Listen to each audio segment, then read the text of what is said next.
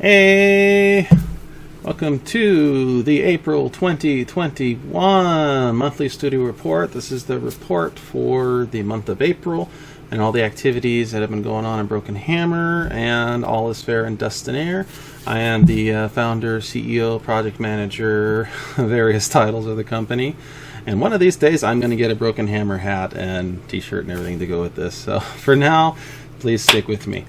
For starters, we had a really big month. Patch 2.0 is out. Woo! Day 2 is done.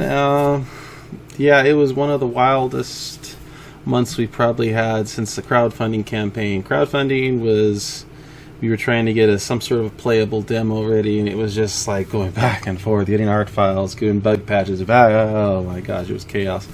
This month was very similar. We set a date of the 27th internally. We didn't really announce it until about a few days before that we were going to launch on the 27th, but internally we were working around the 27th. We wanted to make it this month. And so like around the 25th and a few days there, it was constantly nonstop trying to fix things, trying to find solutions to stuff as quick as possible, and it actually turned out better than we kind of hoped. We actually found some major bugs and such that we weren't expecting. As you can read on our report, if you want to read the report versus watch me talk about it, you can. Mostly what we're talking about is we got the config menu going. Unfortunately, there is a little issue with it, with the persistence, where you set the setting, it works, but then when the new audio file loads, it kind of resets itself, so you have to kind of load config and reset the volume settings. That is an issue we've sent over to Michael, and hopefully Michael is going to be able to find a solution for it. If he doesn't, or if he won't have a solution for it, well, we'll just have to figure out something else down the line if we can. But we are working on that. We're working on trying to get that functionality fully in place. Again, the config menu was not something that we were really thinking that we were going to get in time, and we shot it over to Michael, and he got it done very fast. We're just like, oh, well, we can get this done, so we'll go ahead and throw that in. We also added the button effects to the main menu and things like that. If you'll notice, when you hover over, you'll have the buttons light up, and there's also sound effects that are tied to each button. Now, the sound effects were still that was like a last-second thing. We kind of had to throw in what we could right then, because we were like, oh, let's go ahead and run with this since we have it functional. And so we may change that sound effect later. We're still kind of doing some looks at some potential audio files we might want to do for that. But otherwise, the buttons lighting up, that's ideally what we kind of wanted from the beginning. We wanted to be able to do that, and we didn't have that functionality at the time. And then when Michael came along, and he just said, oh yeah, I can do that. So he kind of surprised us a lot, and we were able to get that in. So look for more of that as we go forward. We're probably going to be redoing a lot of the buttons in the story. That'll be something that we're going to be rolling out over the future patches, to redo those buttons so that those actually light up too. So when you hover over them, there's a audio effect and there's a light up thing, but that we just could not get it done in time. I mean, that was kind of like, oh, we can do this. Oh crud, we're like so close to getting this rolled out, so we just had to get what we could in and then roll out the patch.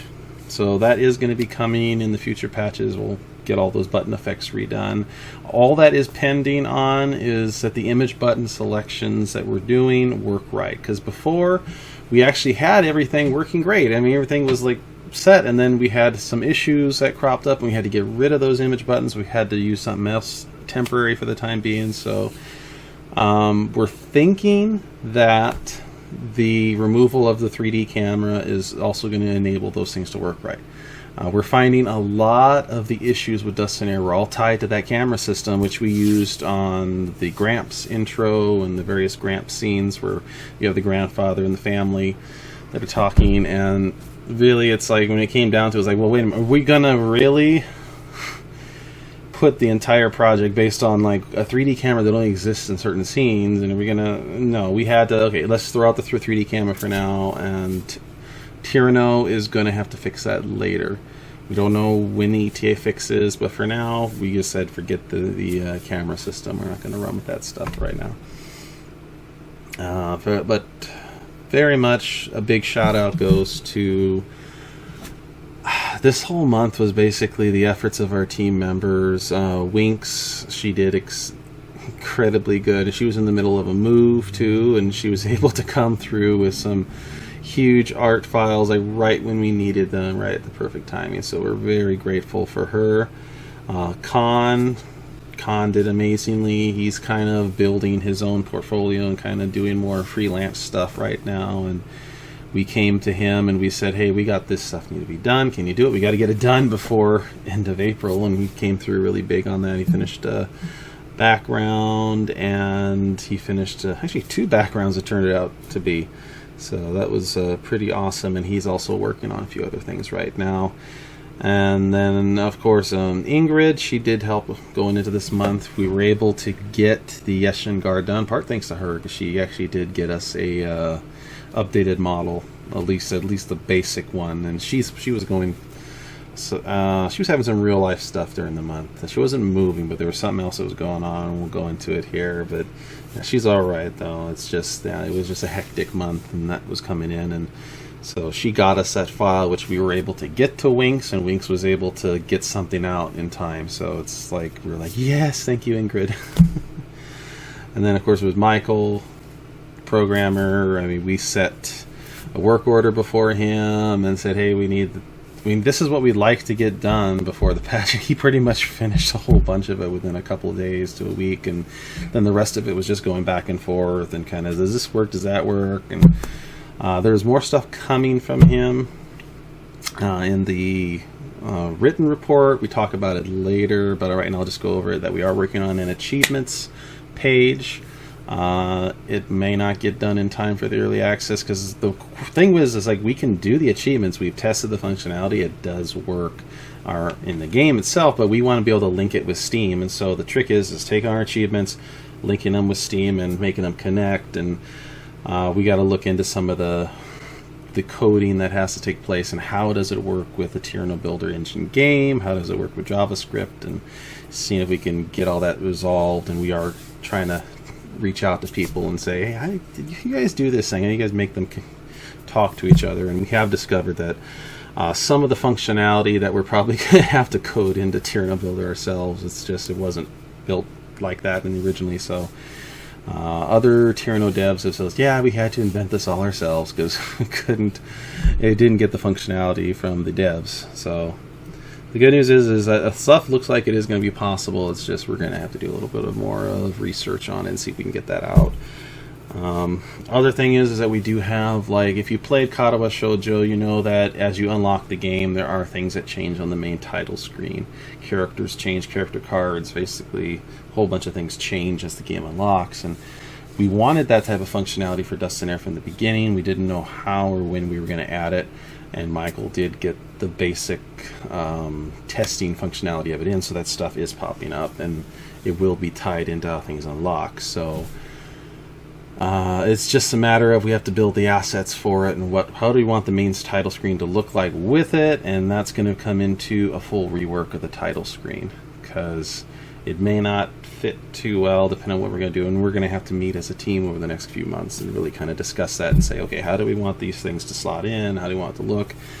Right now it's looking good, looking like we have the basic functionality there that we're going to build upon in the months ahead, so that's good. And so let's go ahead and move on, because we do showcase some art files on the text version of this that you can see some of the work. But if you're watching the video version right now, then you are definitely going to see a bit more, because I'm going to go and reveal a whole bunch more of what was going on during the month of April. So let's go ahead and let me switch over to it right now. Okay, just load Photoshop elements here. Alright, so this is a major character that we actually decided we are going to add a scene for her in day 2. And we actually decided that we went to the team, we said, can we do it? Can we do it fast? And we were able to get it done. And if you have followed this development for some time, you know this is Rusilla. This is one of the twins' villains. There's two sisters in Kali's arc who are sort of homicidal maniacs or villains and such, and she is going to make an appearance in the Cathedral arc story.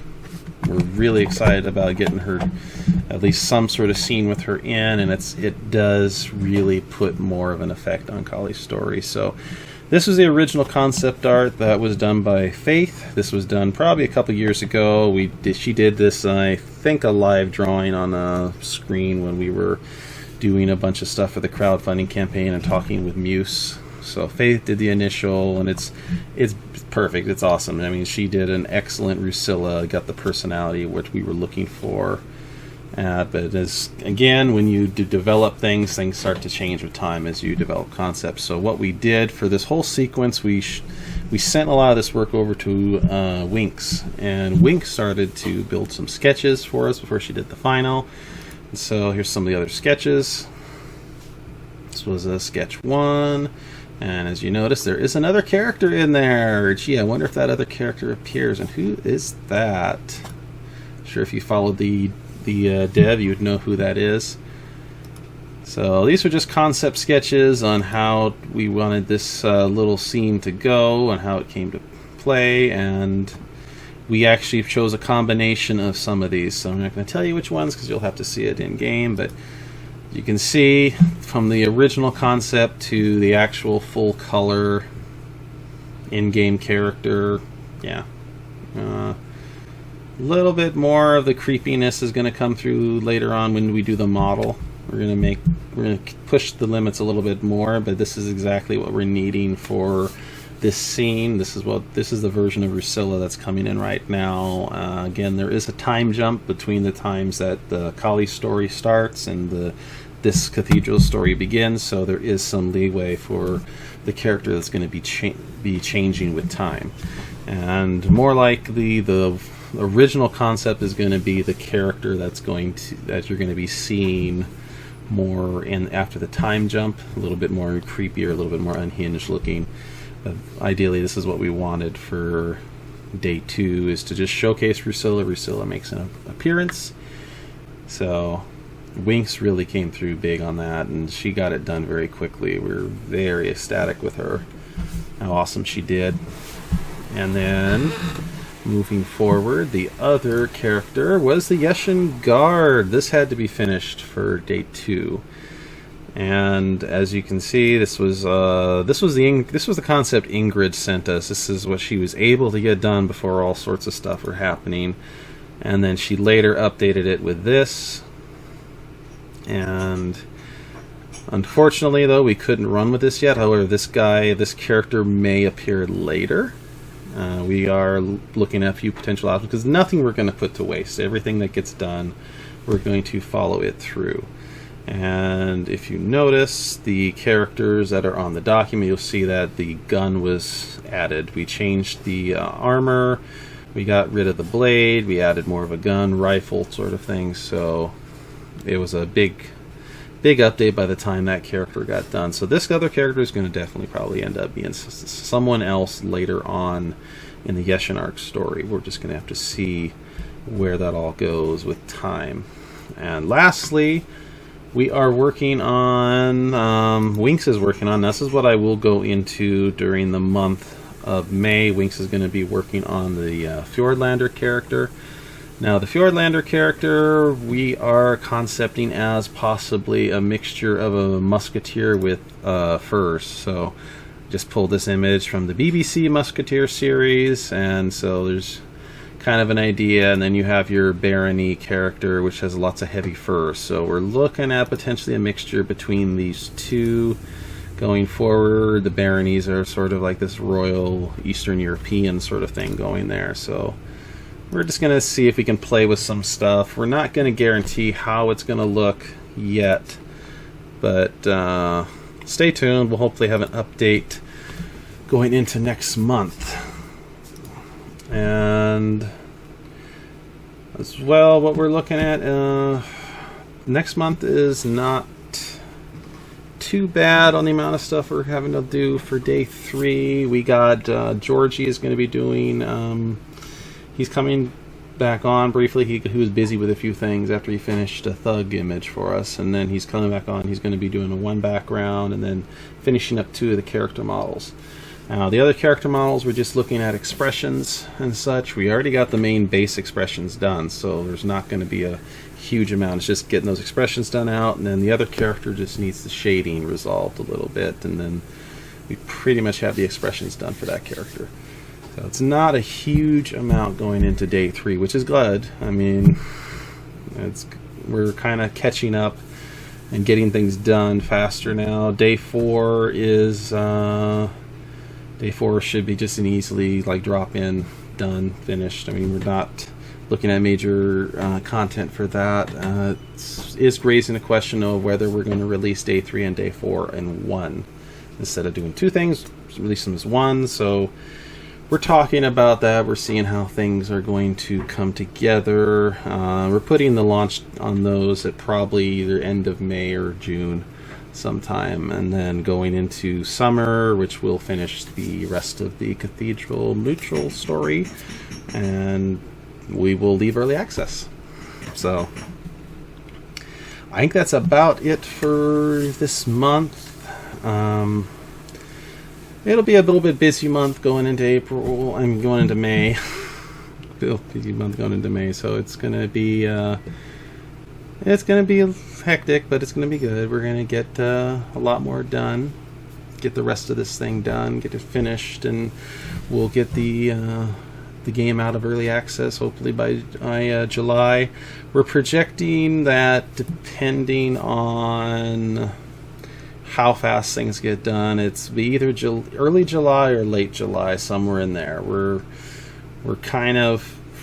looking at a few things that could potentially hold us back to later July, but we're still on track for early July. So just not to get everybody's hopes up, saying, "Oh my gosh, you guys didn't release that when you said you would." No, well, we're still looking at our dev cycle, and of course things happen, real life happens, but our aim is definitely summer, one way or another. July, that's my goal, is July.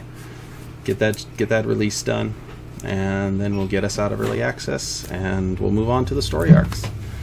So with that said, thanks for joining, and we'll see you in the skies. Jenny!